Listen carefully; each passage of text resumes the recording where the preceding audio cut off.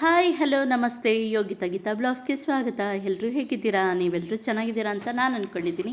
ಮತ್ತು ನಾನು ಚೆನ್ನಾಗಿದ್ದೀನಿ. ನೋಡಿ, ಆರೆಂಜ್ ತೊಗೊಂಡಿದ್ದೀನಿ ತಿನ್ನೋಕ್ಕೆ ಅಂತ. ಎಷ್ಟು ಚೆಂದ ಉಂಟಲ್ಲ, ಎಷ್ಟು ಕಲರ್ಫುಲ್ಲಾಗಿದೆ ಅಲ್ಲ.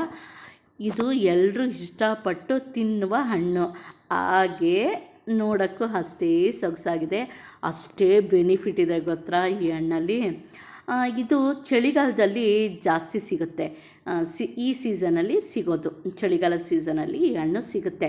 ಇದು ತಿನ್ನೋದ್ರಿಂದ ಹೊಟ್ಟೆ ತಂಪಾಗಿರುತ್ತೆ, ತಂಪು, ಮೈಗೆ ತಂಪು. ಮತ್ತು ನಿಯಮಿತವಾಗಿ ತಿನ್ನಬೇಕು ಈ ಹಣ್ಣನ್ನು. ಅತಿಯಾದರೆ ಅಮೃತನೂ ವಿಷ ಅಂತ ನಾನು ಪದೇ ಪದೇ ಹೇಳ್ತಾ ಇರ್ತೀನಿ. ಹಾಗೆ ಏನೇ ತಿಂದ್ರೂ ಅಷ್ಟೇ ಅತಿಯಾಗಿ ಏನು ತಿನ್ನಬಾರ್ದು. ನೋಡಿ, ಈ ಸಿಪ್ಪೆಯಿಂದ ಎಷ್ಟು ಬೆನಿಫಿಟ್ ಇದೆ ಗೊತ್ತಾ. ಫಸ್ಟ್ ಆಫ್ ಆಲ್ ನಮ್ಮ ಸ್ಕಿನ್ನ ಗ್ಲೋ ಮಾಡುತ್ತೆ. ನಮ್ಮ ಪಿಂಪಲ್ಸ್ ಎಲ್ಲ ಇರುತ್ತಲ್ಲ, ಈಗ ಪಿಂಪಲ್ಸ್ ಆಗಿ ಗಾಯ ಒಂದು ಮಾರ್ಕ್ ಉಳಿದಿರುತ್ತಲ್ಲ, ಆ ಮಾರ್ಕೆಲ್ಲ ಹೋಗುತ್ತೆ. ಈ ಈ ಸಿಪ್ಪೆನ ಒಣಗಿಸಿ ಪೌಡ್ರ್ ಮಾಡಿಕೊಂಡು ನಾವು ಸ್ಕಿನ್ಗೆ ಅಪ್ಲೈ ಮಾಡೋದ್ರಿಂದ, ಫೇಸ್ ಪ್ಯಾಕ್ ಹಾಕೊಳ್ಳೋದ್ರಿಂದ ಚರ್ಮದ ಕಾಂತಿ ಹೆಚ್ಚುತ್ತೆ. ಸ್ಕಿನ್ ಇದು ಯಾವುದು ಮೊಡವೆ ಮಾರ್ಕ್ಗಳೆಲ್ಲ ಹೋಗುತ್ತೆ.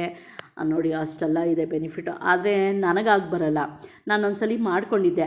ಅದು ಮಾಡ್ಕೊಂಡಿದ್ದಕ್ಕೆ ಸ್ವಲ್ಪ ಸ್ಕಿನ್ನು ಉರಿ ಥರ ಬರುತ್ತೆ. ಅದರಿಂದಾಗಿ ಅದು ಬಿಟ್ಬಿಟ್ಟೆ. ನಾನು ಮಾಡ್ಕೊಳಕ್ಕೆ ಹೋಗಲ್ಲ. ಆದರೆ ಎಲ್ಲರೂ ಮಾಡ್ಕೊತಾರೆ, ತುಂಬಾ ಬೆನಿಫಿಟ್ ಅಂತ ಹೇಳ್ತಾರೆ. ಮತ್ತು ವಿಟಮಿನ್ನು, ಖನಿಜಾಂಶಗಳು, ಪೊಟ್ಯಾಷಿಯಮ್ಮು, ನಾರಿನಂಶ ಇದರಲ್ಲಿ ತುಂಬ ಇದೆ. ಮತ್ತು ಇದು ರೋಗ ನಿರೋಧಕ ಶಕ್ತಿನ ಹೆಚ್ಚು ಮಾಡುತ್ತೆ. ಅಂದರೆ ಈಗ ನೋಡಿ, ಚಳಿಗಾಲದಲ್ಲಿ ನಮಗೆ ಸಾಮಾನ್ಯವಾಗಿ ಜ್ವರ, ನೆಗಡಿ, ಕೆಮ್ಮು ಅದೆಲ್ಲ ಬರುತ್ತಲ್ಲ, ಆ ಸೀಸನಲ್ಲೇ ಬರುತ್ತೆ ಅಂದರೆ ಅರ್ಥ ಮಾಡ್ಕೊಳ್ಳಿ, ಇದರಲ್ಲಿ ರೋಗ ನಿರೋಧಕ ಶಕ್ತಿ ಜಾಸ್ತಿ ಇದೆ ಅಂತ. ಆಮೇಲೆ ಫೈಬರ್ ಅಂಶ ಜಾಸ್ತಿ ಇದೆ. ಇದು ಜೀರ್ಣಶಕ್ತಿಗೆ ಮತ್ತು ಮಲಬದ್ಧತೆ ಸಮಸ್ಯೆಗಳೆಲ್ಲ ಇದ್ದರೆ ಅದೆಲ್ಲ ಇದಾಗುತ್ತೆ, ಸಾಲ್ವ್ ಆಗುತ್ತೆ. ಮತ್ತು ಇದರಲ್ಲಿ ವಿಟಮಿನ್ ಎ ಇದೆ. ಇದು ಕಣ್ಣಿನ ದೃಷ್ಟಿ ಸಮಸ್ಯೆ ಏನಾದಿದ್ದರೆ ಅದಕ್ಕೆ ಪರಿಹಾರ ಆಗುತ್ತೆ.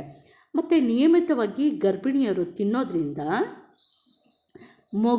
ಮಗು ಮೆದುಳಿನ ಬೆಳವಣಿಗೆಗೆ ಇದು ಸಹಾಯ ಮಾಡುತ್ತೆ. ಮತ್ತು ಇದು ನೀರಿನಂಶ ಜಾಸ್ತಿ ಇರುತ್ತೆ, ಅದಕ್ಕೆ ಚಳಿಗಾಲದಲ್ಲಿ ಬರುತ್ತೆ. ಚಳಿಗಾಲದಲ್ಲಿ ನಾವು ಯಾರು ನೀರನ್ನ ಜಾಸ್ತಿ ಕುಡಿಯಲ್ವಲ್ಲ, ನೀರು ಬೇಕಾಗಿಲ್ವಲ್ಲ, ಅಟ್ಲೀಸ್ಟ್ ಹಿಂಗಾದರೂ ಕುಡಿದ್ರೆ ಇದರಲ್ಲಿ ನೀರಿನಂಶ ಇರೋದ್ರಿಂದ ಬ್ಯಾಲೆನ್ಸ್ ಆಗುತ್ತೆ ಅನ್ನೋ ಕಾರಣಕ್ಕೋಸ್ಕರ ಪ್ರಕೃತಿ ನಮಗೆ ಈ ಆರೆಂಜ್ನ ಬಳುವಳಿಯಾಗಿ ಕೊಟ್ಟಿದೆ. ಇದು ಸಕ್ಕರೆ ಅಂಶ ತುಂಬ ಕಮ್ಮಿ ಇದೆ. ನಮ್ಮ ದೇಹಕ್ಕೆ ಸಕ್ಕರೆ ಅಂಶ ಬೇಗ ಬಿಡುಗಡೆ ಆಗಲ್ಲ. ಈಗ ರೈಸ್ ತಿಂದಿದ ತಕ್ಷಣ ಸಕ್ಕರೆ ಅಂಶ ಜಾಸ್ತಿ ಇದಾಗುತ್ತಲ್ಲ, ಆ ರೀತಿ ಬಿಡುಗಡೆ ಆಗೋಕ್ಕೆ ಹೋಗಲ್ಲ. ನೋಡಿ, ಈ ಹಣ್ಣು ಈ ರೀತಿ ತಿನ್ನೋಕೆ ಹೋಗಬಾರ್ದು, ಸಿಪ್ಪೆ ಸಮೇತ ತಿನ್ನಬೇಕು. ಆ ನಾರಿನಂಶ ಎಲ್ಲ ನಮ್ಮ ಹೊಟ್ಟೆಗೆ ಹೋದರೆ ನಮ್ಮ ಜೀರ್ಣಶಕ್ತಿ ತುಂಬಾ ಇಂಪ್ರೂವ್ ಆಗುತ್ತೆ.